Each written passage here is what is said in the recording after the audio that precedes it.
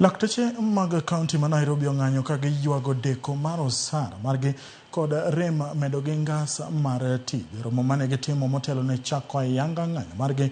Lakteche go okoni sirikal osebedo ka oketogi kod singo ma ok chopi koting'o rem chopo kaka winjruok ma kanyakla kata CBA mane giketo motelo.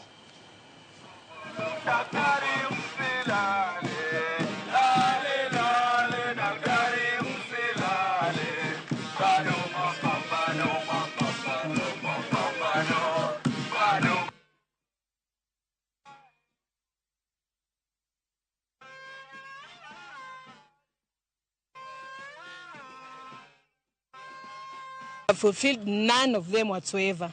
So today we are here because we want to put pressure to the county so that they can fulfill their promises. Yes. Some of the things which they actually told us, which the county is doing illegally, they're dismissing doctors illegally. Imagine waking up and getting a dismissal letter without any protocols followed, without even a show cause letter, without even any warning letter. And then we have issues of promotions. Doctors were meant to be promoted since 2023. There was a budget for the same. Unfortunately, that has not happened, and we are in 2025.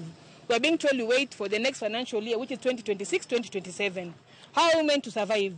With the inflation of everything around us, now we have SHA, we have house levy, we have everything. Our salaries are being deducted left, right, and center. Judging from the way you addressed here today, this tells you that we are serious. And we need the county government to take this thing with the seriousness it deserves. We are ready to go all the way until they sort our issues out. I want it to be very clear. Sometimes they think we are joking. You see, as doctors, we only go on strike once because we know our strikes are not a joke. Patients' lives are at risk. We only go for strike like once in 5 years, sometimes even 10 years, because we don't like doing it. So please, Nairobi County Government, we are glad that at last you've taken the seriousness of cleaning garbage in this city. But you're forgetting one serious garbage, the garbage of not taking health care.